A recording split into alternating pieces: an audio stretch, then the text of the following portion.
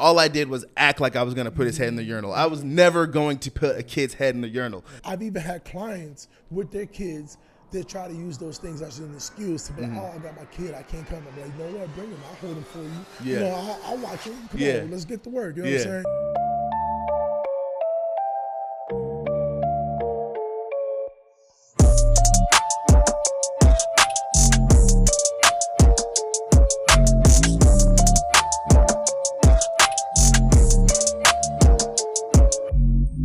Yo, what is good with you guys? We are back with another episode, guys. Everybody hates Jabber. Back again, guys, with another episode for season 2, guys. That is right, season 2. We are back with another banger. As you guys can see, we got my guy here, HardBody owner of I Heart Mac and Cheese. Dude is straight up beefed up and beefed out, man. I can't even lie, bro. You see it, man. My guy, the myth, the legend, George Lopez, man. How you feeling today, dude? Good, man. Thank you for having me. Feeling all right? Yes, sir. Yes, sir. Yes, sir. Man, I hope you're all right today, man. I hope you feel comfortable and everything. I always like to try to, whenever I get into the pod, just like tell people, you know what I'm saying? We're just having a conversation, you know what I mean? I know it's like the cameras, but I know it ain't nothing that you know what I'm saying, you're not used to being in front of, so no worries there. But yeah. How you feeling today, man? I feel good, man. Thank you for having me. Yes, sir. It's a pleasure being here. Yes, sir. Yes, sir. As you said, HardBody Gym and the I Heart Mac and Cheese. Yeah. So for those that don't, Right. Right.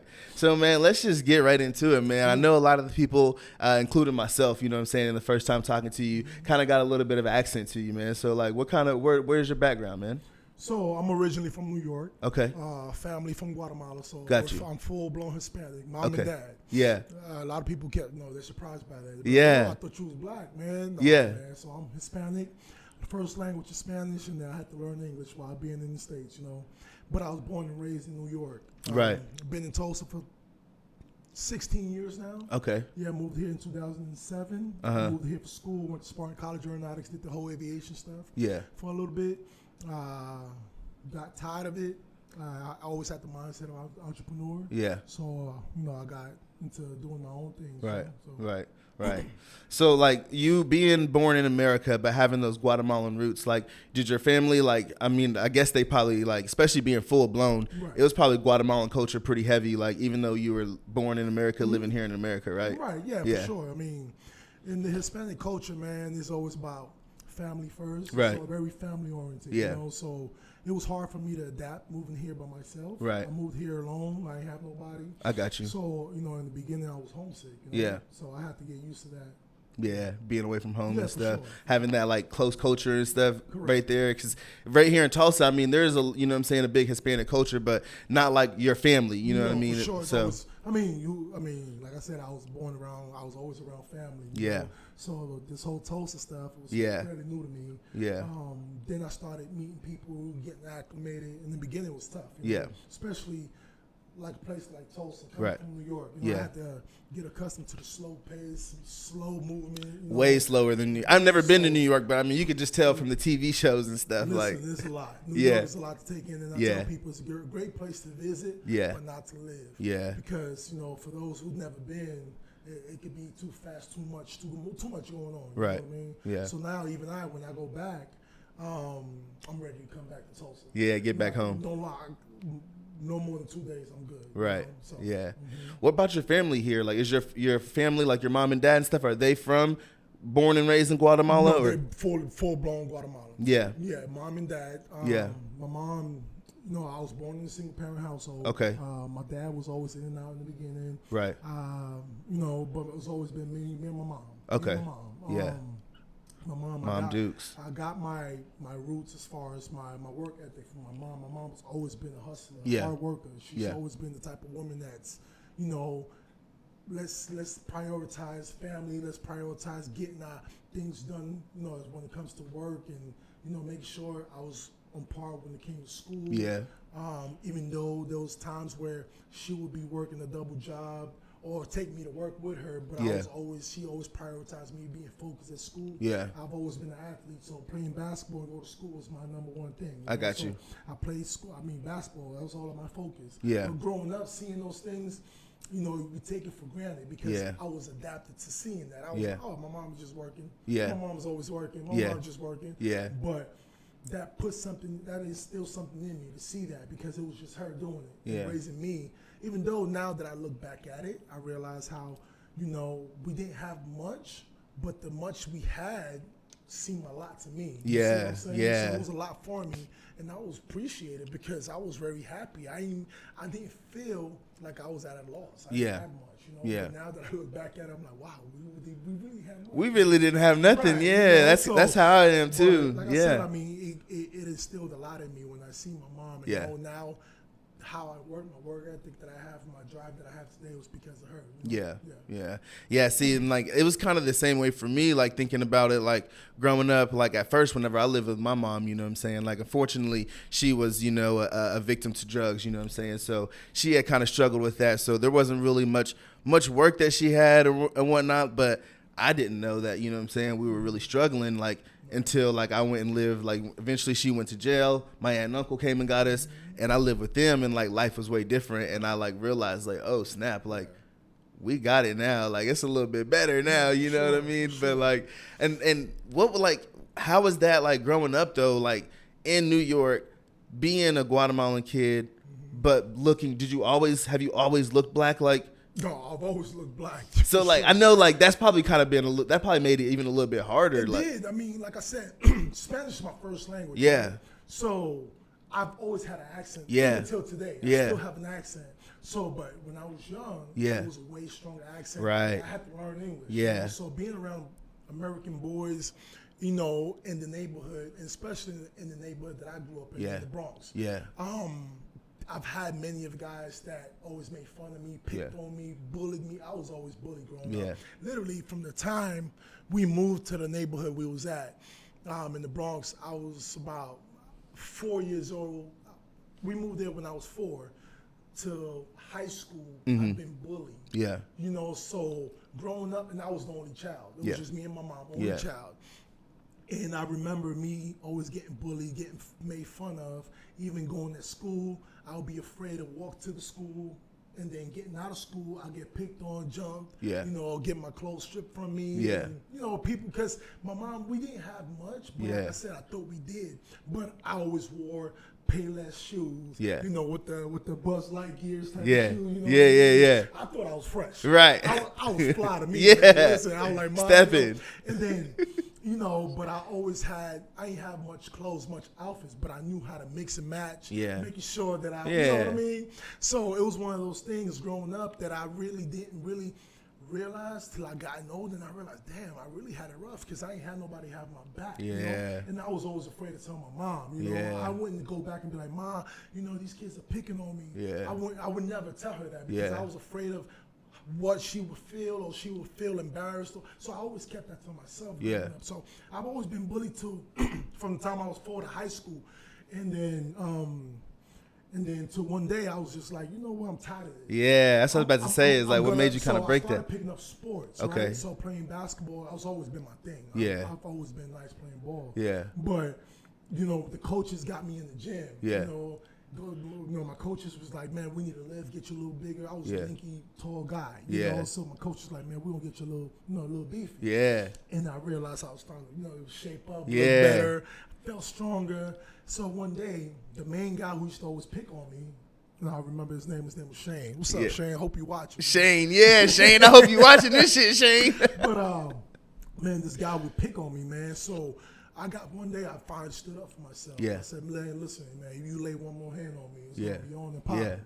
So, you know, I was taking lightly, so he, you know, he went off and continued doing what he was doing. So he picked on me, and one day I just reacted and punched him. Yeah. And then from there on, it was bully no more. You know what I mean? But like I said, I built that confidence to working out, and kind of like, you know, I realized that I could stand up for myself. Right.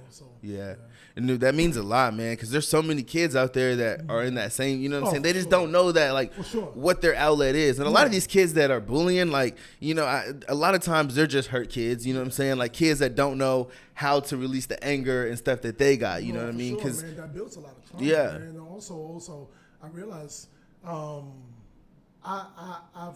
also trauma, but then also a lot of insecurities. Yeah. You know, and that's not good, man. Because now I also after I finally stood up for myself, I became the guy who will stand up to bullies over people that I see getting bullied. Right. You know, I've gotten to many fights because I watch somebody bully somebody and I'll stand up for the guy who getting bullied. Yeah. And that goes to today. You know? Yeah. Because I'm not down with that. Right. Even if my own kid was bullying another kid, I would make sure I would not allow that. Right. You know. But these days you have a lot of types of bullying. You got cyberbullying. Yeah. You got people who just they want to be internet thugs. School bullies, but there's a lot of kids who don't stand up for themselves for the same reason. They don't want to go home and tell their mom, or they're too embarrassed to tell someone. Right. And it's sad. It's unfortunate. Yeah. Because I mean, I'm not gonna lie. Like whenever I was in like elementary school, young elementary school, first and second grade, I was kind of one of those kids that would kind of take on that bullying complex. You know what I mean? Like I had like my period where like I just didn't know how to like control my anger, control the emotions that I had within me that were, you know what I'm saying, like people not necessarily like provoking me, but like if you did the slightest little bitty thing to me, I was ready to fight you. You know what I mean? Like, and I don't know why, but so like you never allowed nobody to bully you. Not really.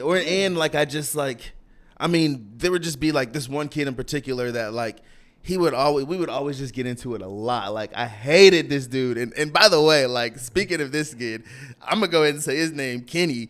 This motherfucker is about big as you now. Like he's not like quite that big, but he's pretty big. You know what I'm saying? Like, and not only that, but like just growing up, I realized like he's actually pretty cool. You know what I'm saying? But like at that time, like we hated each other. Right. We would go at it. Like, and like I remember one time somebody threw the football to me. They were like, "JL, go catch," and they threw it to me. And like Kenny ran and he caught it and he turned around and he said, "Interception." And I was just like, pow, just punched him. You know what I mean? Like, and I'm just like, damn, like, I wonder what really, like, as a kid, like, I just didn't understand, like, that wasn't the way to go about things. You know what I'm saying? Like, you didn't have to just lash out on people, you know what I'm saying? And like try to fight every time someone, you know what I'm saying, did something to you. But when you lash out like that, it could be from some things that triggered that. Yeah. So you might have had all past traumas that probably from your household and still from, like you said, I don't know what you said about your mom being a drug addict and all this stuff. So a lot of these things was triggered because of those reasons. And then you go out to school and take it out.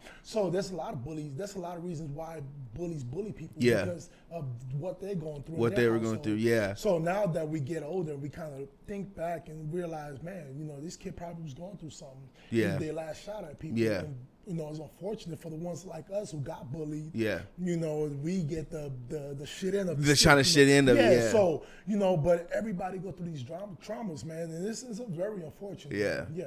And it's weird, because like eventually it kind of ended up like I went through my stint as well where I did get bullied as well. You know what I mean? So it kind of like. But were you ever a bully? I wouldn't say like I was an actual true bully where I was just like picking on people that were smaller than me, you know what I mean? Like doing things like that.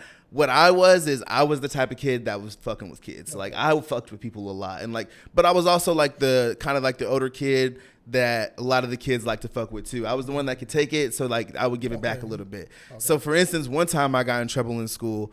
The kids, I was in 8th grade, they were in 7th. And a lot of times, like, we'd be at our lockers, and, like, these little nuggets would come up to me, and, like, they'd shove me in my locker, you know what I mean? And I'd be like, you little run. Like, all right, I'm going to get you back, So, like, then, like, I went to, like, a small school, small little private school. So, like, we didn't have locker rooms. Like, we all got dressed for PE in the bathroom, you know what I mean? So, like, I remember once, like, I went in there, and the kids were in there changing, and I'm like, oh, yeah, I got you now.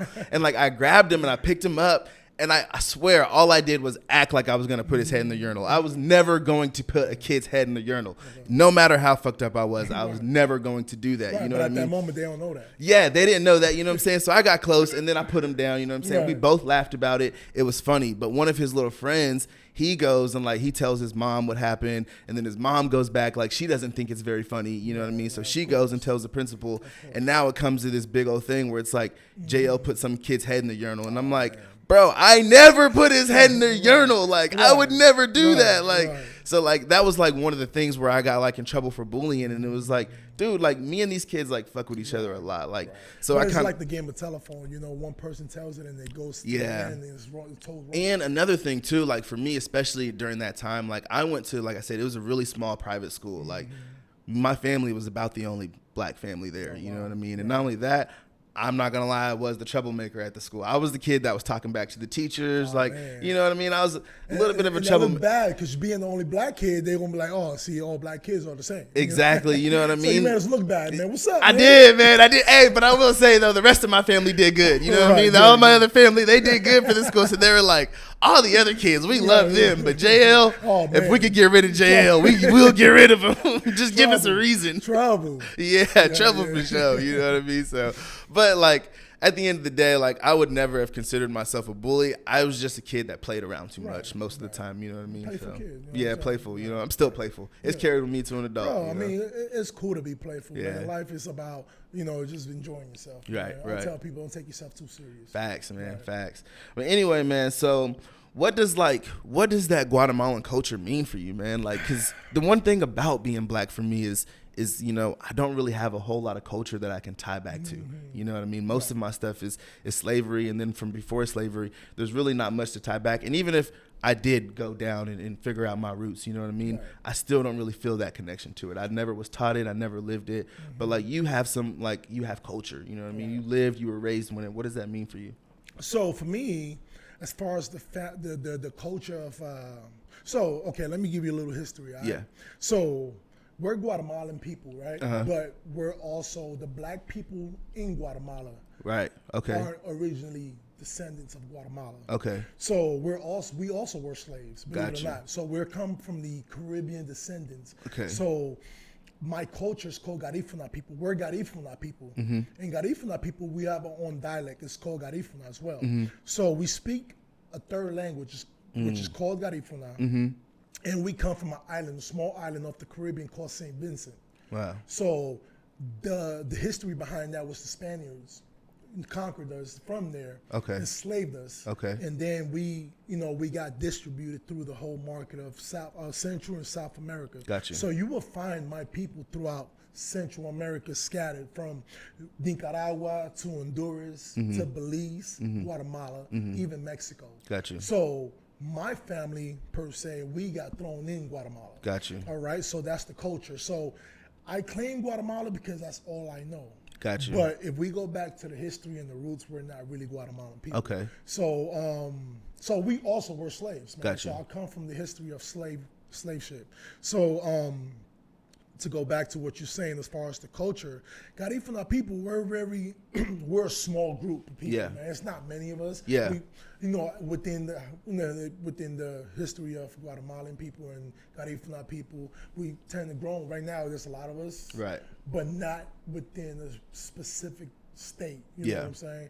So we're really a tight niche people. Yeah. So whenever we see one, we like, hey, we embrace them. You know what I mean? Yeah. Because it's not many of us. Right. But like I said, we're it's family oriented, man. At the end of the day, we got our own food, our own language, but then also it's like, when we see them, we know. Yeah. You know what I'm saying? Yeah. You know what I'm saying? But it's a close niche. Yo, man, y'all getting some history today, bro. This is just straight up. One thing, I loved history, right? That was one of my favorite subjects in school. I love hearing history, especially like firsthand account, you know what I'm saying, from someone that like come from that. Yeah. That's real cool. Especially it's real cool that you know what I'm saying, your culture, you gotta your go background. back to your history, man. I tell people, man, know your roots. Yeah. So, a lot of what's funny is, right, so I get a lot of people come up to me like, hey, where you from? Even Spanish people. What the irony is, I get even Guatemalan people, like, hey, we'll start speaking, I'll tell them Spanish or whatever. Like, hey, so they wonder where you're from. Yeah. I'm like, I'm from Guatemala. And they're like, no, you're not. Yeah. I'm like, yeah, I am. Yeah. So I'll tell them what part of Guatemala, which is called Puerto Barrios and Livingstone. Those two parts in Guatemala are like, so Livingstone is a very small island off the coast, but Puerto Barrios, where my family is, we're on the coast of Guatemala. So when I tell another fellow Guatemalan person, they're like, no, you're not, because they're not used to seeing black people in Guatemala.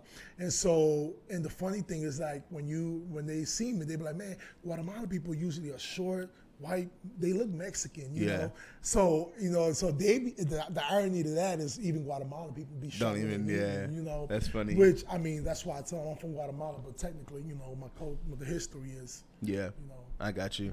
So being born and raised in New York, you know what I mean? Like such a melting pot for so many different walks of life. Like cultural diffusion at its best. Man. For real, people, New York is one of those things that brings people from all over the world. All over the world. It's a cultural diffusion. Yeah. What was that like in high school for you? And what kind of influences did you kind of gravitate towards once you started getting older? Like I said, I'm from the Bronx. Yeah. So in the Bronx, majority of people you'll see is black or Hispanics. Okay. So Bronx is all Hispanics and black people. So you definitely, it's very rare to see a white folk. Right. Even in school. Yeah. So the school that I went to is called Harry S. Truman High School in the Bronx in Co-op City.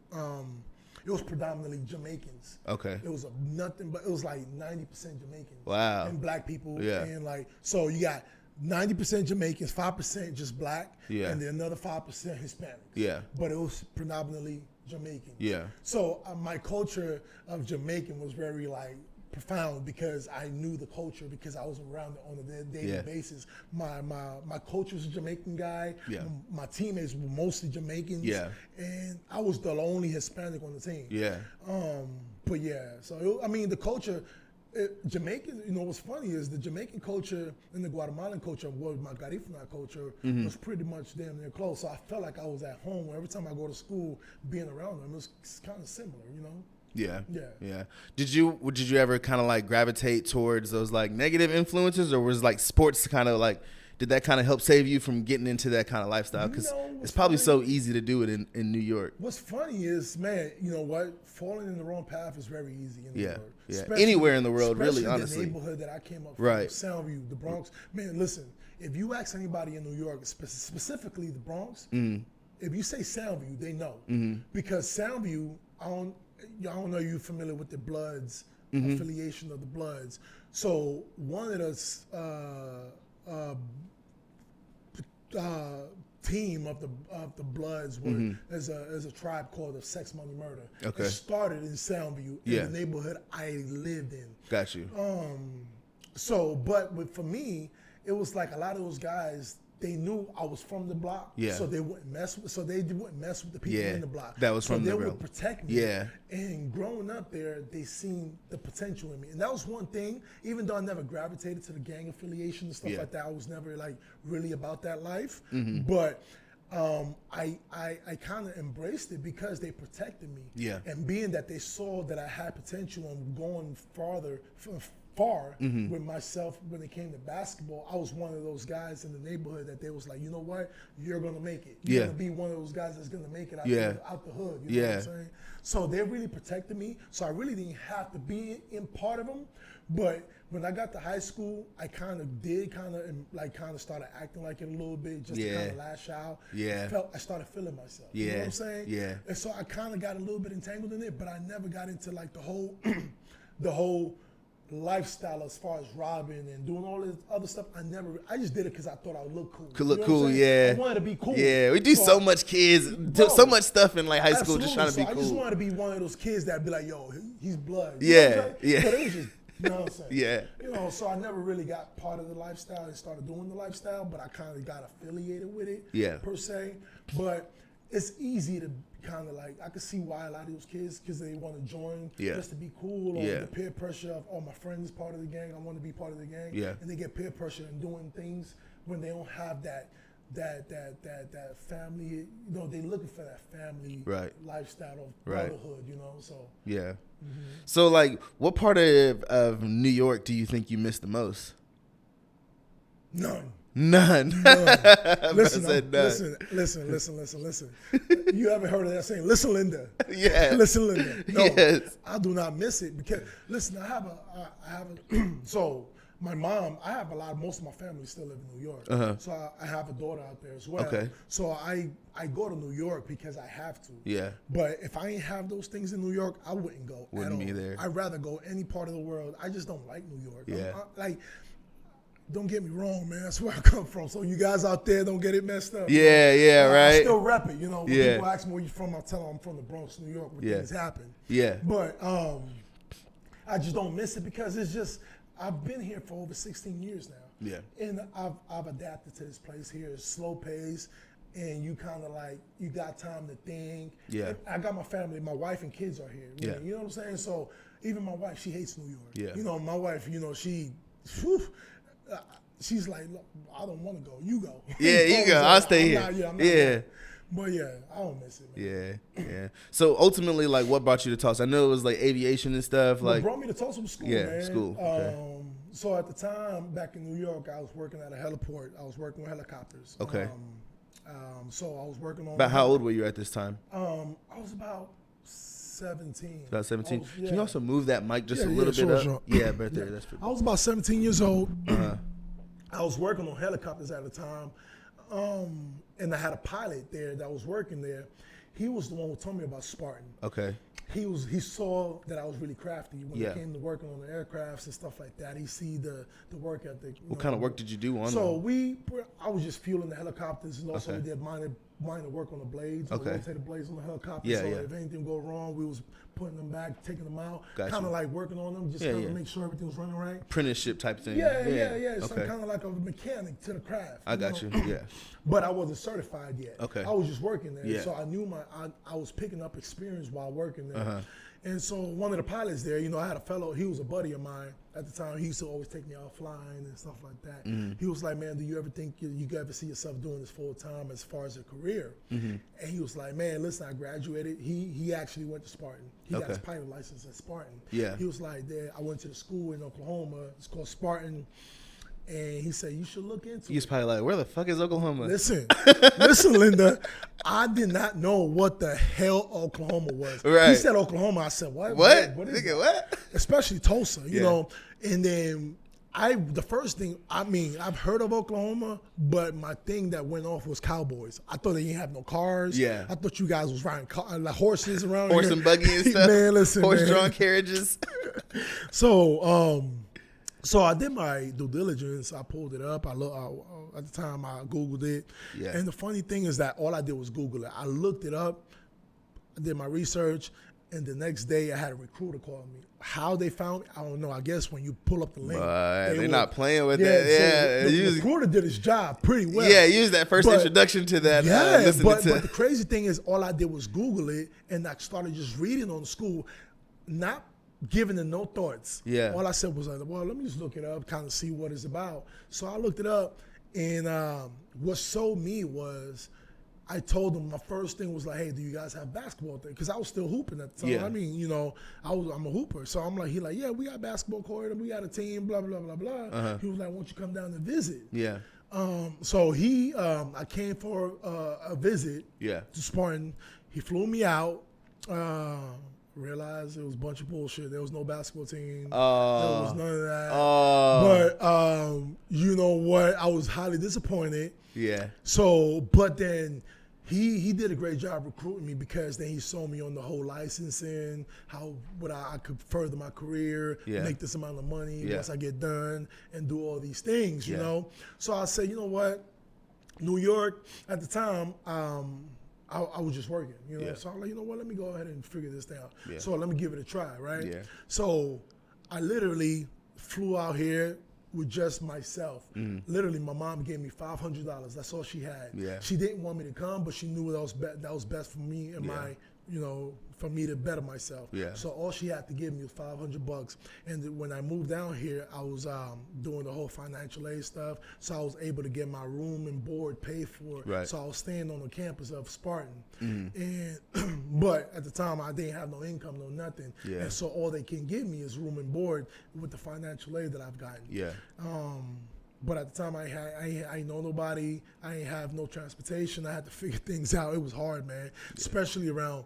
I mean, literally, I was here for almost a year. Had no job, no income, so I was struggling really hard, man. Yeah. But I made it work, man. Yeah. I figured it out. Yeah. You know? Well, why Tulsa? I mean, I guess you said you know what I'm saying, the guy Yeah, the sold pilot you convinced and me, kind of man, people, and but then on top of that, it's number 2 in the world in aviation. oh, okay. So number 1's in Florida, so it was either Florida or here. Yeah. And you know, Yeah. What was it like trying to choose like what to do like between basketball? Like at that point, like did you see basketball actually being like something that you could do as a career, or was it just kind of something that like I just got to at least be somewhere where I can at least hoop. You know what I'm saying? I ain't got to like. Honestly speaking, I already had a daughter. Okay. So my oldest daughter, Chloe, I had a daughter, and I was over there working. But then I said, I want to better myself. Yeah. I want to be able to provide more and give more. Yeah. So let me go ahead and go further my education through aviation to be able to provide more. So it was mainly for her to get out here and better myself. How'd you even get introduced into planes and aviation in that field anyway? Listen, I've always had the fond. I always grew to liking planes. Man. Okay. That's why I was working at the heliport at the time back in New York, working with helicopters, because I gravitated towards that. Yeah. So it was one thing that I always grew fond of. So it only made sense for me to try to get a career in it, to be able to work on them and learn about the things that I enjoy, toying with. And what's crazy now, I can't even fly in them. Really? When I say flying them, it's really being in them anxiety. I get anxiety. It's being flying, with the turbo. That's a story for another time. Yeah. So like, what was it about? Like, what was it that made you kind of like? Did you finish going to school? Like, did you finish school and stuff? I did. And you got a job and everything. What was it that was? I worked at a lot of jobs here. So once I got done, I worked at this company called, in the beginning, I worked at this company called GRC, Geophysical Research Company. That had nothing to do with airplanes. It was in the oil industry, but I was making good money there. So at the time, I was working there with my degree or whatever. But then I wanted to go out in that field, so I left that job, got me a job at this company called Flight Safety. Flight Safety is where we build flight simulators. So for pilots that they first get their pilot license and they want to go out and practice their flying, accumulate their flying hours. So they'll practice on those things first. Or if they have a new aircraft that's out on the field, they need to learn about that aircraft. They use the flight simulator. So I was more on the mechanic side of things. So I was building flight simulators, right? Oh, okay. So I got really good at that, working on those things. And then I got an offer to work at GE Aviation out in Kansas. So that was Ark City in Kansas. I worked there. I know Ark City. I was commuting there every day from here to there because I was making way more money there. Yeah. So I quit Flight Safety to go work at Ark City for a little bit at GE Aviation. It was great money, man. That's where I'm originally from, is Kansas. Really? Yeah. That's dope, man. Yeah. I was working there for a minute, man. I couldn't take it. Kansas sucks, man. So I worked there for a minute, and like I said, the money was great, but the commute wasn't. Yeah.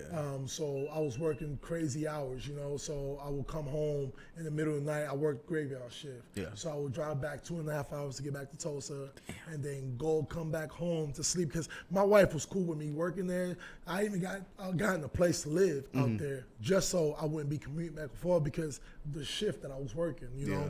So she wanted me to stay the nights there, and I was like, nah, babe, I want to come home and sleep in my own bed. So I was doing it for, quite some time, for a few months, till I got fed up. I got tired of doing that. Yeah. And meanwhile, I was training people, man. I've always also, before leaving the Ark City and I was working at Flight Safety, I was working with people at the gym, training them part-time. Okay. And while I was doing Flight Safety, I was training as well. So when I had to move to Ark City for work, I had to quit all of that. So once I got tired of doing the whole commute, I was like, you know what? Let me just start training people full time. You know what I mean? So I just bet on myself. Yeah. So I took the time to bet on myself. I was like, you know what, babe? I had this conversation with my wife. I said, listen, man, I think I'm tired of driving, making the commute to Kansas. I want to go ahead and just work for myself and just start doing my thing. Because at the time, people was already gravitating towards me. People always wanted me to train them. They seen the work ethic I had when it comes to the gym. The results that you probably already had yourself. But also the knowledge. You know? So people wanted me to train them. I was getting hit up left or right, but I had to turn them down because I wasn't here locally. You know what I mean? So I was like, babe, it's time for me to just start training people and let me see what I can do with this. So I started. So when did fitness come about for you? I mean, I know you said you started it, kind of early in high school and stuff. High school. But when did it get kind of serious for you? You were I moved to Tulsa. Man. So when I moved to Tulsa, that's when I really started taking it seriously. Yeah. I used to go to the gym all the time. Man. Probably didn't have nothing to do. Like you just be here at school, didn't know nobody. Just working out organically, man. For me, it was one of those things. It was organic. You know, I just love fitness. I love working out. I love how it made me feel. I loved how it made me look. And so people was gravitating towards that. But they would see the work ethic and the drive in there. So they just gravitated towards me. So I was like, you know what? So one day it finally clicked because I saw how many people was they wanted to work out with me. So I was like, man, that is a good I can feeling. monetize this by me, having to get certified and just might as well do this for myself. You know what I'm saying? So that's what I did. I monetized off it by training, but it was organic. Yeah, man. It's so hard, like, especially to make that lifestyle change. You know what I'm saying? Like someone like you, like that has made that lifestyle change, that's dedicated to you. Because I got in the gym for like a good amount of time. I've always kind of been like that husky kid, wore kind of the bigger clothes and stuff. And like finally, I was like, you know what? I'm gonna get in here and I'm gonna take it serious. And I was going good, like religiously every day, you know what I'm saying, like hitting it hard. I was starting to see the results, real good.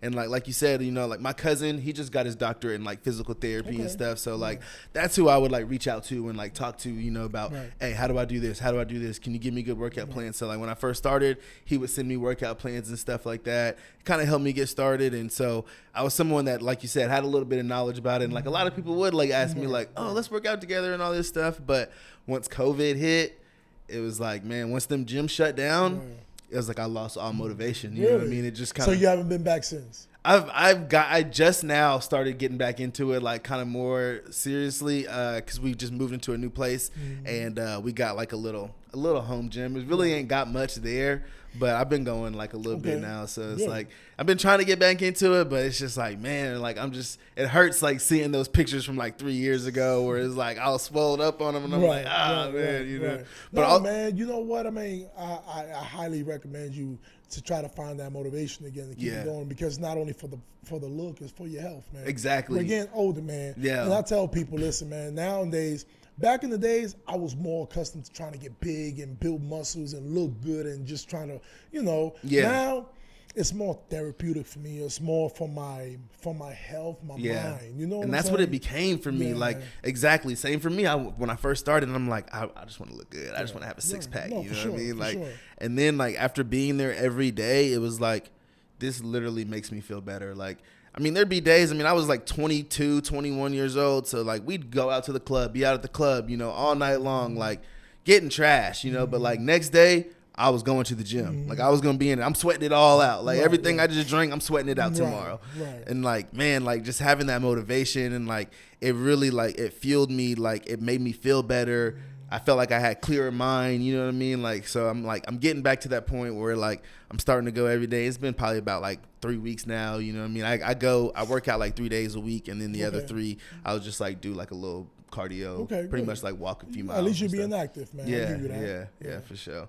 But like, what was it about like fitness? Like, did you ever start competing whenever you started doing the fitness? I've competed, man. I've done 2 shows. I won them. I won it. I competed one in Tulsa and the other one was in Kansas. Okay. Yeah, so I've won both shows in my category and I've done well. Yeah. I've always had that genetics when it comes to like my physique. Yeah. It was never hard for me to get in shape or never hard for me to really build muscle. Right. So, I use that in my, advantage out there per se. So I've always had that it factor when it came to bodybuilding. Right. But over time, I just got tired of competing. It wasn't for me. That's a crazy grind, I was like, you know what? It is a crazy world, man. I tell people, man, bodybuilders, I don't know, man.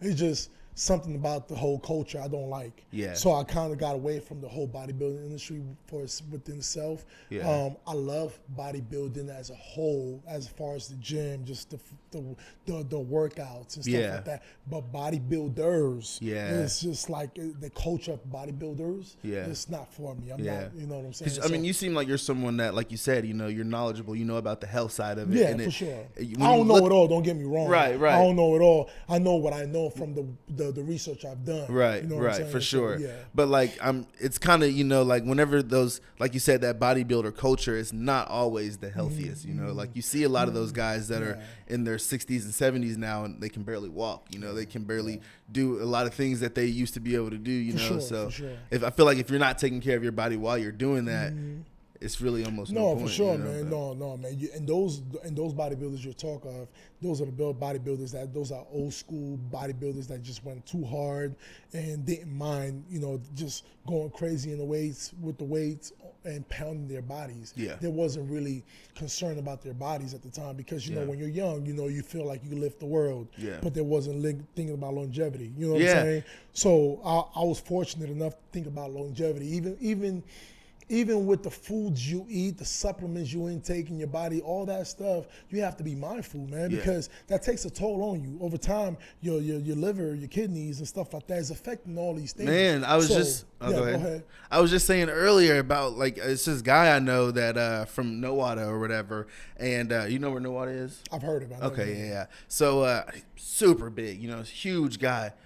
Man's just had a heart attack not that long ago. Right. And was back in the gym like a week or two later, like, not even a heart attack's gonna stop me. And I'm like, you need to let it stop you for a little bit, buddy. Like, you need to chill out for a little bit. But you know what? That's the crazy thing about it. You got a lot of these bodybuilders that they'd rather die that way. Yeah. They're so that's all they know. Yeah. So that is something. It's just like you have these people that, like, for instance, like, they're so wrapped in that they don't mind. They don't care. You know what I'm saying? They don't care. That's just their lifestyle, and that's the way they want to go. Yeah. So those type of people, you just got to let them be. Yeah, just let them be. That's exactly what I was thinking. I'm like, hey, man, I guess. And also, it's not, and don't get me wrong, it's not what they're doing in the gym.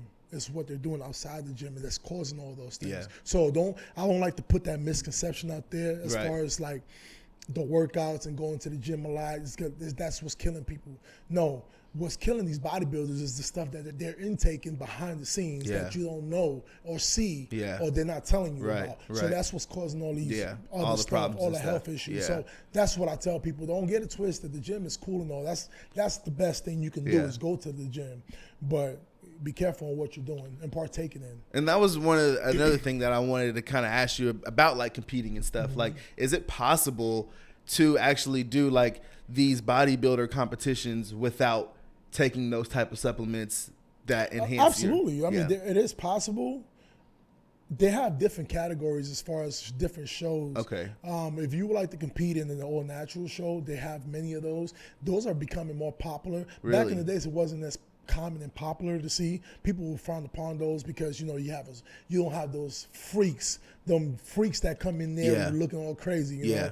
So now you have those type of shows, all natural shows that you can compete in. It's becoming more popular now. Gotcha. But those shows that you're talking about, you can compete there, all natural, and get in there. But the chances and the odds of you doing well, unless you are like one of those genetic freaks that just, you know what I mean, the odds for you in your favor is not going to work out. Yeah, you're just doing it just to do it at that point. And, like, with all the info out there about, like, all those supplements and stuff, is it possible to, like, do those things in a healthy way? It depends on what you're talking about. Yeah. I mean, the supplements, you have a lot of clean good supplements. But it's on the consumer to do your due diligence. You have to know what you're doing. Yeah. And don't just trust any coach to coach you and tell you, do this, do it because I'm telling you to do it. Screw that. Yeah. Do your research. If they tell you to take something, read about it first. Yeah. You know what I'm saying? Because they're not your doctor. Yeah. You know what I'm saying? They don't know what's wrong, what's going on with you and your body. They don't know your health. Yeah. You know what I'm saying? So a lot of times you got these people, I was going to use another word. Yeah. These people who just want to get to their goal much faster than the regular person. Right. You know what I mean? So they are willing to do whatever it takes and take whatever it takes, not thinking for the future. Yeah. You know what I'm saying? So I always tell a person, even when I was coaching and training people, which I no longer do anymore. Right. But when I used to train and coach people, I wouldn't tell them anything to take that I don't know for certain that it's going to be okay for them to take. Right. And if you do take them, and if I tell you to do something, do your own research. I'm not going to tell you don't just do it because I told you to do it. No. Yeah. Here, this is the information I'm going to give you. Do what you want with it. Yeah. Do your research. Read on it. If it doesn't suit you and you don't want to do it, it's on you. Yeah. You know what I mean? But at the end of the day, I always tell people do your own research. Yeah. You know what I'm saying? Did you ever fall victim to that where, like, you kind of had people giving you kind of false information? In the beginning, like I said, in the beginning of my bodybuilding career, I wasn't really career. But when I first wanted to do a show. Right. Yeah, I had a coach and stuff like that, so I was really ignorant at the time. Yeah. So I was reckless with it. So I wasn't witty enough to go ahead and do my research. I'll just do it because he told me to do it and do it. You know what I'm saying? But as I gotten older and learning more about the game and stuff like that, I realized, let me just do my own and go from there. And, I mean, at least, you know what I'm saying, you learn early, you know what I'm saying? I'm kind of one of those people where, like, I kind of got to learn by experience, too. Right. And then, like, once I get that experience, and I'm like, okay. Especially when you're young. Yeah, especially when you're young. You feel like you got all the time in the world, you know what I'm saying? Yeah. So you go by ear, you know what I'm saying? Yeah. But at the same time, once you start to get older, you start to realize, now I'm starting to get to that point where I'm like, all right, let me go ahead and not learn by experience and just learn by like what people have been saying. You know what I mean? Life sometimes it can teach you good or bad. You know what I'm saying? Sometimes, unfortunately, some people don't learn from the bad because they don't get to make it to see another day. Sometimes it may be your last time trying something, and that cost you your life. You know what I'm saying? So. Yeah. So how were you able to turn that passion into profit?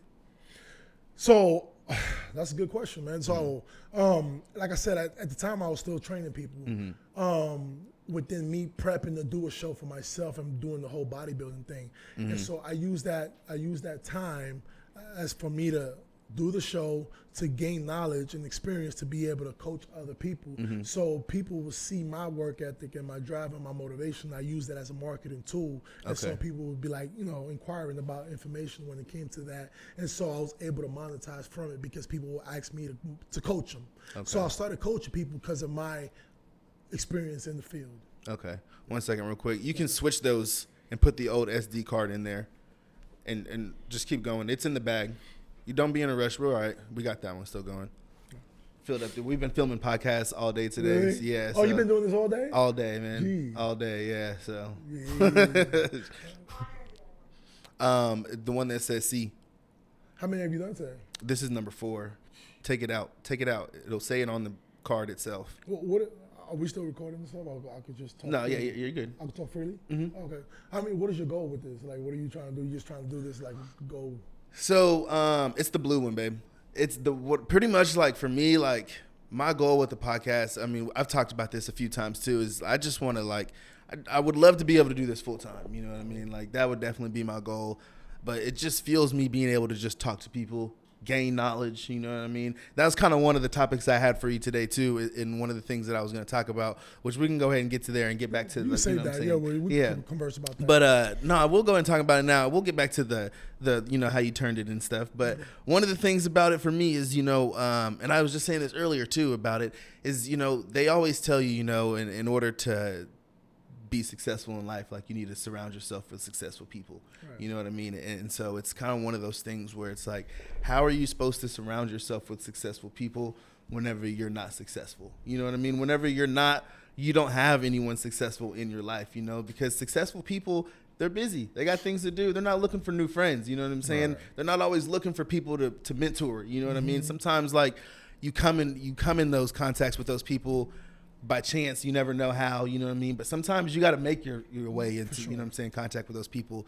So for me, someone who's come from small town Coffeyville, you know what I mean? I never really had a talent wise as far as basketball. I never really had a talent as far as rapping, you know what I mean? And I never really liked school a whole bunch, you know what I'm saying? So it's always been, how do I surround myself with successful people? How do I learn from these people hand in hand without having to, you know what I'm saying, just watch videos of them and stuff, So being able to like bring this podcast is something that I've been able to, you know what I'm saying, learn from successful people hand to hand, you know what I mean? I've been able to have successful people on here and talk about, the problems that they had, how they overcame it, the struggles of, that they faced during doing their business and stuff. And that to me is just like, this is how I can, you know what I'm saying, surround myself and progress myself. I like you that. Know what I mean? I like that. That's kind of my goal, is just to be able to, yeah, man. I just want to be able to talk to people and tell people's story. You know what I mean? I've got a few podcasts lined up where, the people may not have the biggest followings, but their story is so fucking incredible. Right.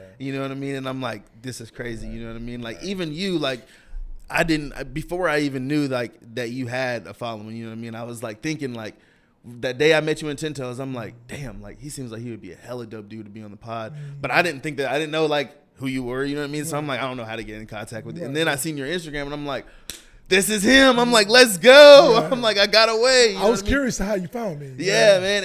I think it was through Ricky, actually. I think he posted a video, and it was like his videographer or whatever, and then she had a video, like you were tagged in one of her videos or whatever, and I was like, oh, this is the dude. And so I was like, yeah. Okay. But anyway, that's kind of like my motivation for, you know what I'm saying, doing what I do. What would you say is your motivation for doing what you do as far as fitness and stuff like that? As far as fitness? Yeah. Or just fitness and like creating that fitness and turning it in, like I said, turning that passion into profit. I use fitness to open that door for me. Got you. But going back to what you said about being around, surrounding yourself with successful people, that is a cliche, but yet it's true, because there is a saying, you know, your network is your net worth. Yeah. Very true. Yeah. Because you learn from those who's gotten to where you want to go. Right. And you see, you know, the things you want in them. Yeah. You know, so it's on the person to try to teach you those things, those core values, and try to get you to where you're trying to go. And it's on you as a person who's trying to learn to be able to ask the right questions. Yeah. And so it's all about, you know, being able to ask the right questions at the right time to the right person. Yeah. And the person who's trying to give you that knowledge. Yeah. You know what I'm saying? But with fitness, I use that as a doorway to get me to where I was going. I knew for a fact that training wasn't my end game. Right. You know what I'm saying? Yeah. I knew that I was ambitious enough to use that to try to scale to the next level, to get into the door. Yeah. So, you know, I've always saw myself as a serial entrepreneur because I wanted more for myself. Yeah. And one of the things that I realized that used to get under my skin, was when the person would introduce me as a trainer to other people. Hey, what's up, George? Oh, so-and-so, look, this is my trainer. Oh, so-and-so, this is a trainer. Yeah. Hey, this is George, a trainer. Yeah. And that will kind of like put me in the box. Put you in the box, like, you know, I don't like that. You know what I'm saying? Yeah. So I was like, man, there got to be more. You know what I'm saying?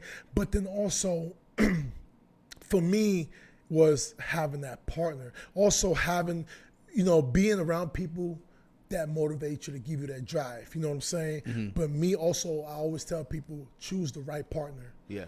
To mesh with, to do life with, because that's very important, man. And I wholeheartedly say that because, you know, my wife, man, she's a hustler. Listen, this woman, dog, like, she put a fire under my ass when it comes to like, get your shit, let's go. You know what I'm saying? Yeah. So with that, that was one person who just put that fire under me and just go. Let's do this. We're gonna do this. We're gonna do it right. Let's go. You know, because we're both intelligent people. And we're both hungry people. We both have similar backgrounds. You know what I'm saying? So she moved from Houston and moved here to go to school to better herself. So we both came with the same reason, and we met and we meshed and we skyrocketed. And that's one thing. I was having this conversation with somebody not too long ago. People always see me now, and they be like, man, this guy's well off. This guy got this, the guy got that. He has this and has that. So, and I laugh when they say those things, because I'm like, yo, only if you knew, dog. Like, at the time, she was my girlfriend. Look, we literally slept on the floor. That's when we met and hung. I mean, we moved in together at the time. Man, listen, like I said, I moved to Tulsa broke, $500 in my pocket. I ain't had nothing, bro. Like, I was dead broke. And till I met this girl, she was the one holding me down. Listen, when I met my wife today, like, she was the one taking care of me, paying my bills, paying my car note. She was feeding me. You know what I'm saying? And that time, I didn't have a pot to piss in, bro. 2 points to rub together. You know what I'm saying? And she literally was holding me down. You know what I'm saying? So, and we slept on the floor together. She cooked. Sometimes we didn't have the money to buy food, so she figured that out. We'll eat beans and rice every day, eggs, scrambled noodles. Literally, I had 3 cars repossessed. There was times that we didn't even have money to pay our light bill. So we sleeping in the house, lights turned off, cars repossessed. I mean, yo, dog, name it. We've been through it. You know what I'm saying? So we've been through that struggle. You know what I'm saying? So to where we are today, and people just see the now, it drives me insane, which I get. Don't get me wrong. I get it. You guys don't know my past. Yeah. So I get it. You know what I'm saying? But when I tell people these stories, they're like, oh, wow. I see. I get it. But you you look at a person, you're like, damn, they are lucky. You know, they lucky. They got it figured out. No, it was hard work. It was hard work. Yeah. God, man, listen, I give all credit to God, because sometimes I even wake up and I pinch myself and like, God, like, what did I do to deserve this? You know what I'm saying? And yeah. No, that's facts though, and I'm glad that you said that, because a lot of people, they don't see that, you know what I'm saying? Like, I would say, like, we're kind of in that stage right now together, you know what I'm saying? Like, me and my girl, where, you know what I'm saying, we're working. Luckily, you know what I'm saying, things aren't, you know what I'm saying, quite at that level where, you know what I'm saying, we're struggling like that yet. Lights are getting turned off, you know what I'm saying, but we never know. You know what I'm saying? Man, and listen, you're lucky, bro. I'm not lucky. I'm sorry. I take that back. I don't even like that word lucky. You guys are fortunate, blessed. Yeah. You know what I'm saying? Blessed. For sure. And I love that. You know what I mean? You guys don't have to go through that type of struggle. God has been good. You know what I'm saying? But, there's always progression. No matter where you start from, keep growing. You know what I'm saying? There's levels to this. Exactly. So, and that's like, you know what I'm saying? Like, it's definitely in that stage where it's like we're pinching our pennies. You know what I'm saying? Like, we're making it work where we can, but sometimes, you know what I'm saying, we got noodles for dinner. You know what I'm saying? Like, can't get a new car right now. You know what I'm saying? Like, but we're making it work, and we're both continuously working on something that is going to pan out, that could pan out for us in the future. And that's kind of like where I love too, you know what I'm saying? Like you said, like, it kind of lights that fire underneath your ass, because both of y'all are working, you know what I'm saying? Both of y'all are trying to do something, you know what I'm saying? Like, she's got her things that she's doing as far as social media wise and working and all that stuff. And then I got what I'm working on, and like, we kind of are able to bounce ideas off each other, support each other. Bro, you guys are partners, man. You're teammates at the end of the day. Listen, man, if you guys can be on the same accord, on the same page, growing together, bro, that's wonderful. Right. And that's what you want. Right. Imagine living and courting with a person that you guys go in separate directions, bro. Yeah. You're not going nowhere. You're not going nowhere. You know what I'm saying? Yeah. So, but if you guys are courting together and going inside, man, listen, there's no way but up. Right. You know what I'm saying? So it's dope. So, like, take us through that process of, like, how the gym came to be, HardBody. How did that came to be? Where did the idea start? What was that process like? Man, so, funny story, man. So, my second show, around my second show, I wasn't on social media. I wasn't on Instagram just yet. So I didn't have an Instagram yet.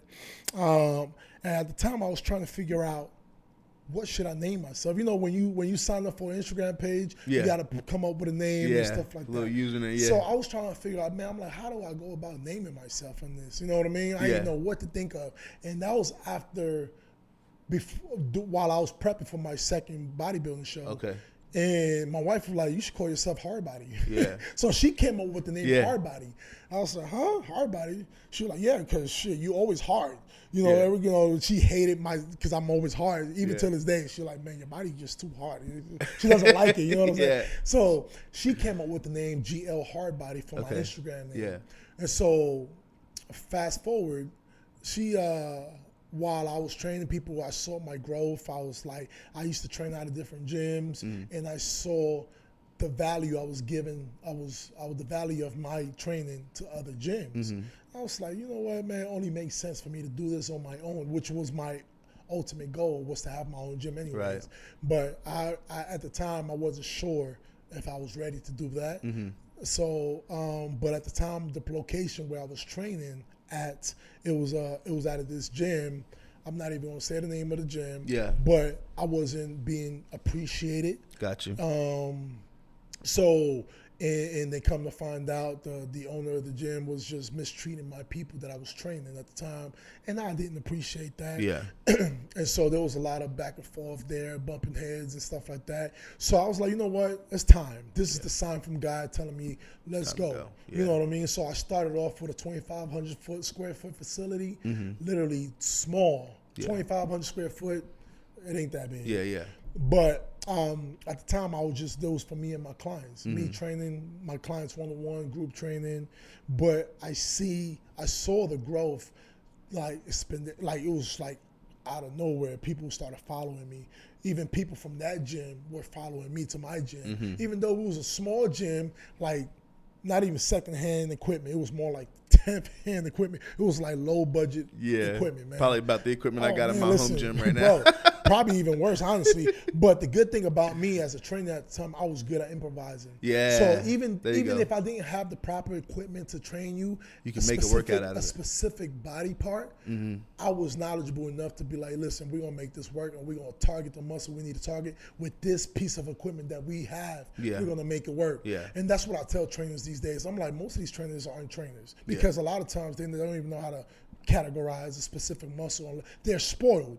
They have to have the proper equipment to use for you to be able to train your client. But anyway, that's another story for another day. But so with 2,500 square foot, man, I made it work. You know what I'm saying? So people was just gravitating towards my gym, even though I didn't have the best equipment. Yeah. So I was like, you know what? And it was only a year I was there. It was time for me to move. Yeah. So I found another facility, which was 5,000 square foot. So it was double the size of the first one. It was literally right across the street. It was an industrial building, 5,000 square foot. We moved to it. Man, same thing, bro. Same, organic, bro. It was just people just. But at the time, I was able to reinvest the money I was making from training and memberships into this next new one. So I was able to upgrade a little bit the equipment. I was upgrading. I was getting better. Yeah. And the people was enjoying and appreciating that because they could see where their money was going. Yeah. And I was reinvesting into the equipment, so they saw the worth of them, joining the gym. So they was appreciating that. And then my training was growing. I was building more clientele. I was just training people. And literally, I put my skin in the game by me being at this gym 16 hours a day, all day, sacrificing my family time being at the gym. So I put skin in the game. Also, another thing I tell people, make sure when you try to start a business, don't complain about spending much time doing it because this is for you at the end of the day. Yeah. I put skin in the game when it came to me being an entrepreneur and training people. I was literally 12, 16 hours days at the gym all day. Even at the time, I had my little kids with me. Sometimes I'll take my kids with me. When my wife had to go to work, I'll take my kids with me to the gym in the car seat, stroller, training my client. And you know what I'm saying? My kid crying, feeding my client, my kid with a bottle. You know what I'm saying? I did that. Bro got his baby doing curls. Bro, listen to me, man. I made it work, man. Listen. And then I've even had clients with their kids they try to use those things as an excuse to be like, oh, I got my kid, I can't come. I'm like, you know what, bring him. I'll hold him for you. I'll watch him. Come on, let's get to work. You know what I'm saying? And that was one of my unique. I had a niche when it comes to training, and people love that about me. I'll make you work. We'll see the results. But I wasn't the type of trainer that it was. You know what I mean? I ain't take no nonsense. You know what I'm saying? So people knew that about me. They're like, yo, George, you want to make you work. You know what I'm saying? So that's one thing I grew within the market here. People know me as that trainer who be like, yo, he's not playing with you. He's gonna make you work. He's gonna work when you come in there. They knew about me when they came to that, Talk about that mindset that it takes to have, like, not only to stay in the gym like that, right? But to grind it out through the beginning struggles of creating a business. Whenever it is hard, whenever you do only have the little bit of equipment, you know what I mean? The 2,000 square foot, before you even have that, you know what I'm saying? Like, talk about what that mindset is like to continuously push whenever things aren't paying out necessarily. Man, listen, the mindset of me being at the gym all the time was because I loved it. I didn't see it as a job. Yeah. I just love working out. I love being around it. I love I just love the feel of being in the gym. So that wasn't hard for me being there. You know what I'm saying? What was hard for me is the time away from my wife and kids at the time. That was hard. But me being in the gym and training people, that was just a passion. I wasn't really seeing it. There was times, bro, honestly, thinking back, I'll be like, damn, I didn't make that much money. Training people because I was even doing it for free. There was times like I have had clients where they wouldn't even pay me, but I've had people come work out, join my workouts. I would literally spend time training them, and I wasn't even making money from them. Because the passion overtook that. Consciously, I wouldn't even remember to ask him to pay me. It was just because of the passion that I had behind it. You know what I'm saying? So it wasn't all about the money for me, man. It was about the passion. So that made it easy. And the mindset as far as monetizing from it, that came with time. Gotcha. And that came more with the business side. I had to get to the business. In the beginning, it was more like a hobby, fun. Okay, I got my own gym. Let's work. You know what I'm saying? Yeah. But as time progressed and things started getting built, and the bills was piling up, I was like, well, okay, now let's focus on the business. You know? Right. Yeah. So we talked about like HardBody and stuff like that, and how you kind of grew that business.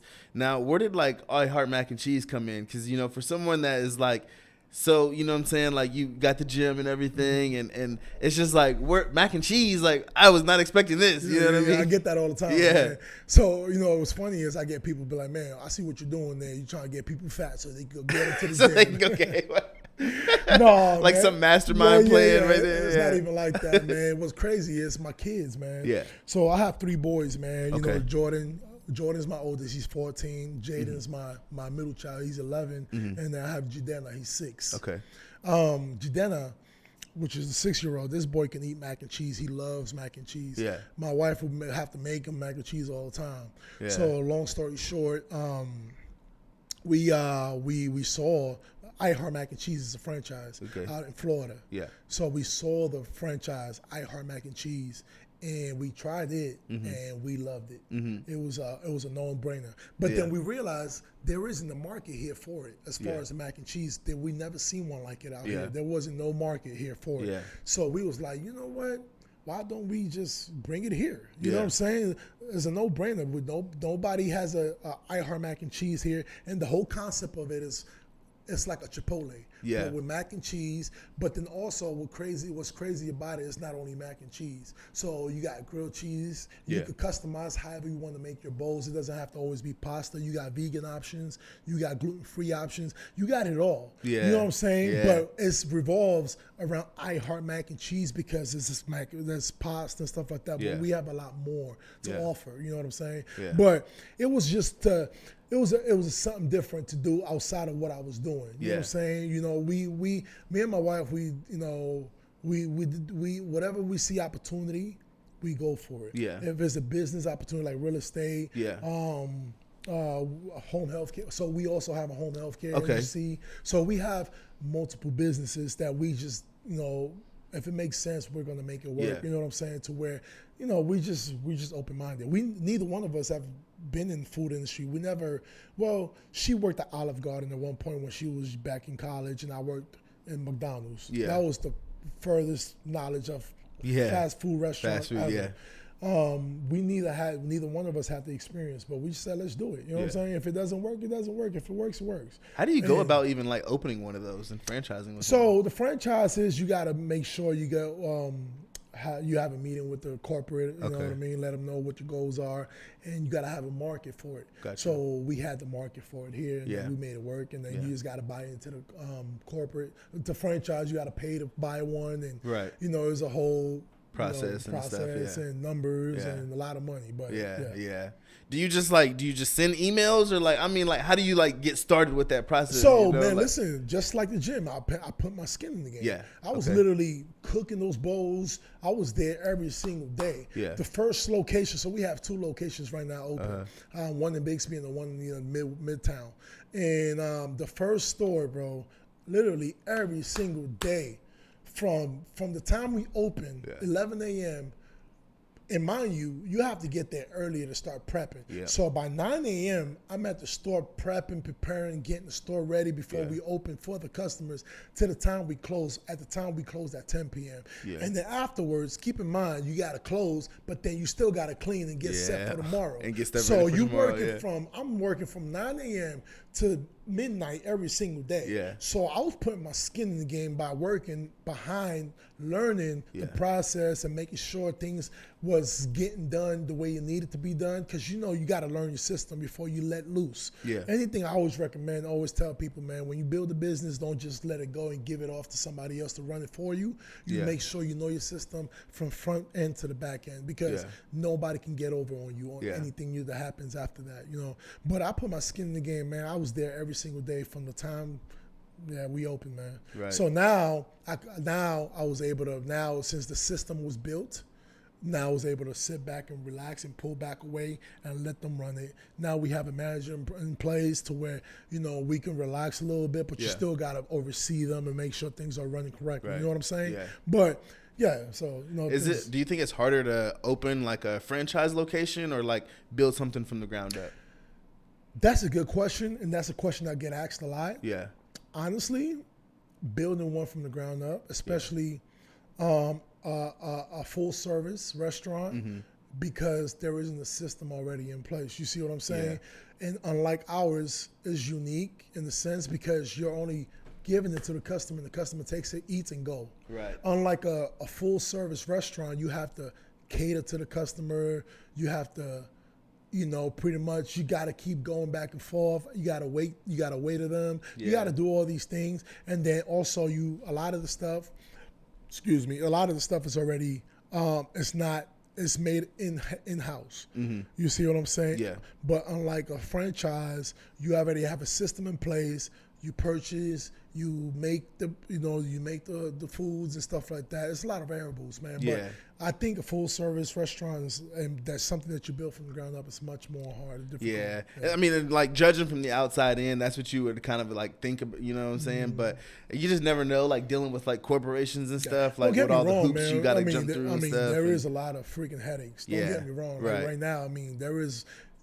Just because it's a franchise, don't think is sweet. Right. It's not sweet at all.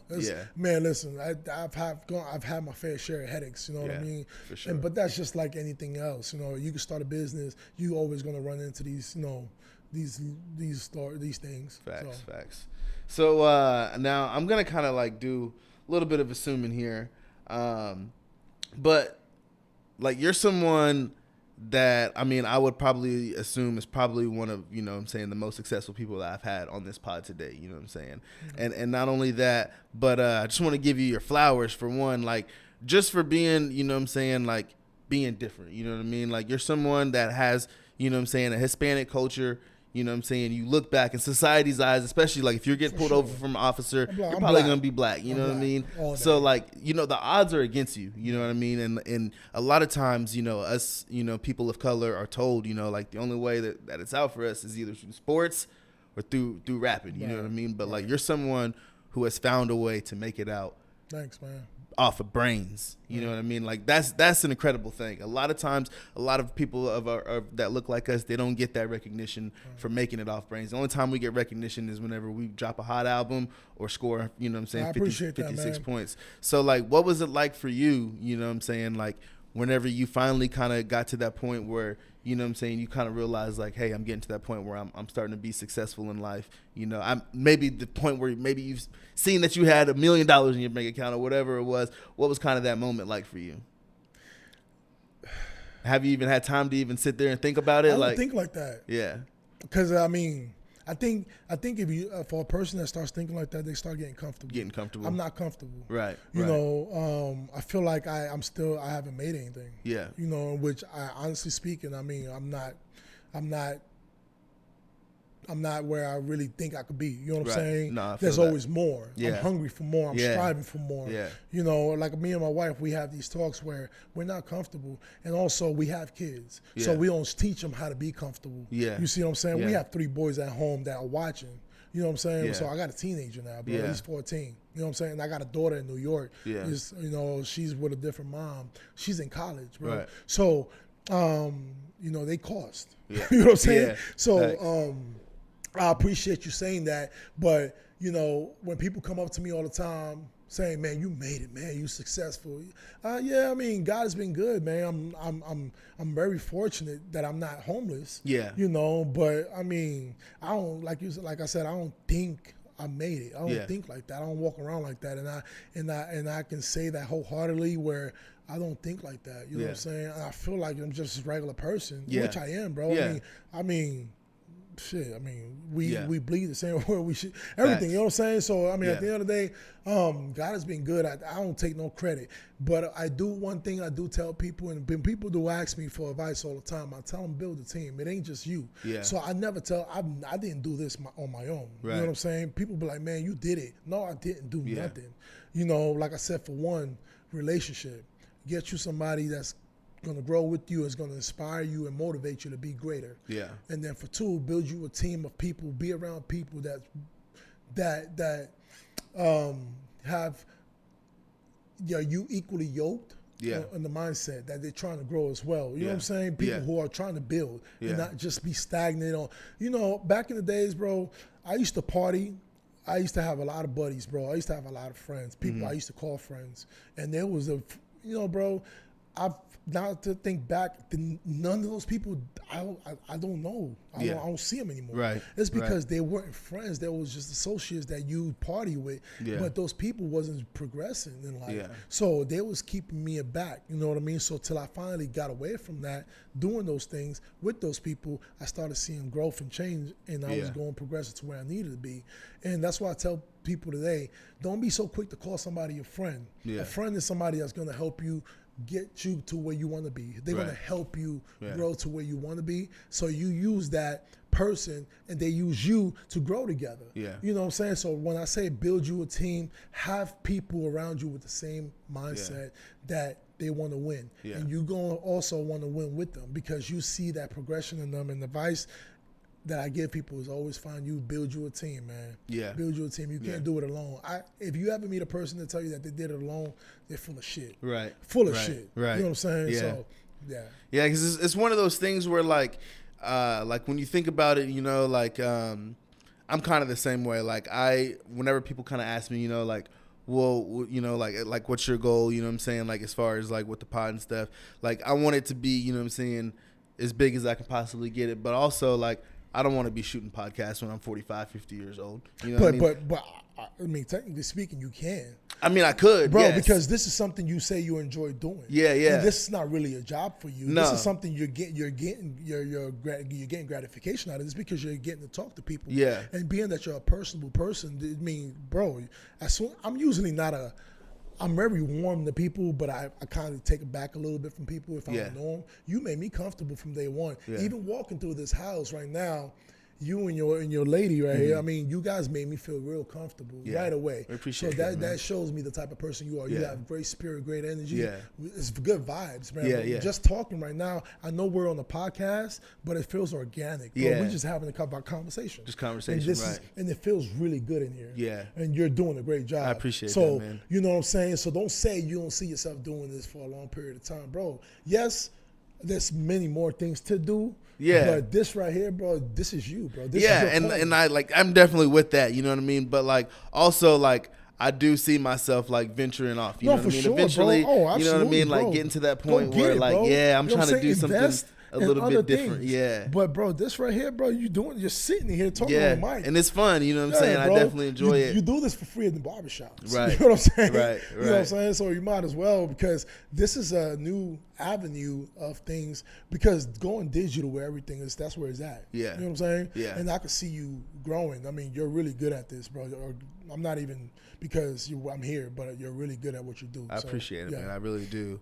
Yeah, because, but I guess I should have maybe phrased the question. Do you ever just, like, take the time to, you know what I'm saying, just think back and just think about, like, how far you have come, you know what I mean? Because, like, that's kind of where I'm at, you know. I mean, like, I haven't came very far, you know what I'm saying? But I'm someone like you said, I always want more, you know what I'm saying? So sometimes it is hard to, like, think about, you know what I'm saying, the progress that you made. But sometimes I do just have to, like, stop myself and be like, yo, man, just last year you was making really low budget video, you know what I'm saying? Now you're stepped up a little bit, you know what I'm saying? You're doing good, you know what I'm saying? Like, just keep grinding, keep working. No, it's okay. I mean, you got to be appreciative. You got to thank God for all your wins, you know what I'm saying? For where you are today. Of course. I've always, I see where we at today, especially, my wife and I. The kids don't, because they're accustomed to this lifestyle. Yeah, right. But I also want them to know where we came from, so they know the history a little bit. But, they was fortunate enough to not have to live it. Right, they didn't live what we were lived through, and that was the goal. Yeah, that's the goal for sure. Well off, you know what I'm saying? Not to see not to grow in what we grew up at. I always tell people that, and a lot of kids that come from that lifestyle, they want to be so quick to say, I got it out the mud. You know what I mean? And I'm just like, bro, why not be more quick to say, like, my parents helped? That's the fucking goal. Like, that's what I want my kids to be able to say is like, yeah, my dad gave me a loan of $100,000 and I turned that $100,000 into $100 million. You know what I mean? Like, I'm not afraid to teach my kids how to work, but at the end of the day, I want to be able to give them every advantage that I can possibly give them in life. No, that's a fact, bro. That's definitely a fact, and I wish I could have said that. You know, more like I said, my mom, he had much to give me. Yeah. And I grew up in a single parent home, no dad, I never even got advice. Right. You know what I'm saying? Right. So for my kids to grow up with a 2-parent household, and be able to have a dad to be able to speak life into you, teach you the way, and be able to invest in you and do all these things, bro, that's a win within itself. That's success right there. No, that's no amount of money that I can give them can give them just having a dad at home. Exactly. You know what I'm saying? I didn't have that. So me growing up, how to be a man, knowing what a man is, and how to be a husband or how to be a friend, those things, those qualities, those core values are, man, those. You know what I'm saying? Most important things you can give to someone. That's more important than money, bro. For sure. There's a lot of assholes that have money. There's a lot of billionaires that don't know how to be personable, how to talk, how to teach, how to, anything. You know what I'm saying? So I'd rather have these core values instilled in my kids instead of me being able to give them a bag full of money. You know what I'm saying? Yeah. So that's more important than anything to me, man. For sure, man. Well, man, we're getting closer to the end of this episode, man. But I did have one more question that I did want to ask you, man. I mean, a lot of times, like when I've been telling people like about the pod, you know what I mean? I'm like, yeah, man, I got George Lopez coming on, and the first thing they look at, they're like, what are you talking about? And I'm like, yeah, man, I got George Lopez, and they're like, bro, what do you like? George Lopez? And I'm like, yes, bro. So, bro, how has it been living with the name George Lopez? I know you get a lot of weird looks and stuff all the time. Listen, even the first time you met me, hopefully you didn't see that, but like whenever you told me your name was George Lopez, I was like, did he just say George Lopez? Yeah, man. Listen, man. Growing up, that name was I've always hated the name George. Yeah. Because it sounded like an old ass white guy's name. But then it became popular because of the comedian George Lopez, Yeah. And then on top of that, the last name Lopez, me looking black. I ain't look Hispanic. So, but I've adapted, and now it's become just a laughable thing. When I introduce myself, I laugh before they laugh. Yeah. Because I'm like, I already know what joke George Lopez, blah, blah, blah. Like, whatever. I've heard it all. Yeah. So I'm used to it, man. Yeah. That's funny. Yeah. I'm kind of the same way where like I have one of those names that's a little bit unique. It's JL. Okay. And so it's spelled out JAELLE, but a lot of times I'll tell someone, especially like, say I'm at like the DMV, I'm like, they're like, what's your name? And I'm like, JL. And they're like, your first name? And I'm like, JL. And they're like, spell it. And then I spell it out. And they're like, oh, that's a unique name or some bullshit. But I get that and then just a whole bunch of other mispronunciations. No, man, I get it, bro. I know it's been like probably low-key hell. Man, listen, even calling, like say if I was to call and make an order or something, hey, the name, George Lopez. Come on, sir. Like, stop playing. I've gotten that too. But they think I'm joking. I'm like, bro, that's my fucking name. Yeah. But yes. That's funny, man. Well, hey, man, that's going to bring us to the end of this pod, man. I just want you to go ahead, shout the people out where they can find you, you know what I'm saying? All your Instagrams, all your tags, all that stuff. Man, first off, I want to say thank you for having me on your show, yes, sir. man. Yes, sir. I mean, it was amazing, bro. Man, it was good to have you. You're doing a great job. Keep it up. And I'm George Lopez. On Instagram, you can find me under GL HardBody. Same thing on Facebook, George Lopez. I don't know if people still use Facebook, but I do religiously. But yeah, man, you guys just follow me on Instagram. I'm also, I'm big on fitness, but also a lot of, just business overall, man. If you guys need some type of advice or just want to pick my brain about something, I'm always open. Yeah. You got a podcast now too, right? Well, it's not a podcast. It's called the LitCast. Okay, LitCast. That's something different. I'm trying to come up just to kind of push the brand HardBody a little bit because I kind of stood back a little bit. I kind of been neglecting the gym, so I'm trying to just I'm trying to make it to where it's more for like people, entrepreneurs. Got you. I'm trying to invite entrepreneurs on the show, just kind of like, just give them their flowers and kind of give them a open space to talk about their business, their brand, while we get a workout in. So I call it a LitCast, not a podcast, because we're working out talking, you know what I'm saying? Just vibing, doing the workout. Yeah. And then we're having fun doing it, man. So it's lit. You know what I'm saying? So, yeah. I like that. I like that. Yeah. And that's on YouTube and so everything? So it's on YouTube on the Go Harder LitCast. Okay. Or you could go on my Instagram. There's a link there. Under the link, Go Harder. You see it on my link. Just look at the episodes on there, man. We just having fun. It's organic, man. Yeah. Dope, man. Hey, well, I appreciate you guys for watching. All those links are going to be down in the description below. So make sure that you guys go check those out. Make sure that you guys go check out that LitCast, learn some more stuff, meet some new entrepreneurs here in Tulsa. Maybe, you know what I'm saying, if you guys like it, you know what I'm saying, go hit a good workout in over at HardBody, man. We appreciate you for showing up today, for sitting down with us and talking, man. We've gone for like an hour 25. This is one of the longest episodes we've hit now. This the longest? This is one of the longest, bro. We just been sitting here chatting, That's man. Crazy, so. bro. Like I said, you made me feel comfortable. Right. Vibing, you know what I'm saying? So sure, I appreciate you, yes, man. Yes, sir. We appreciate you guys as well. Make sure that you guys tune in, man. I don't even know what episode this is, but I know we in season 2, but we rocking out, guys. So I appreciate you guys watching and subscribing and all that good stuff, guys. We out. Peace. Let's go.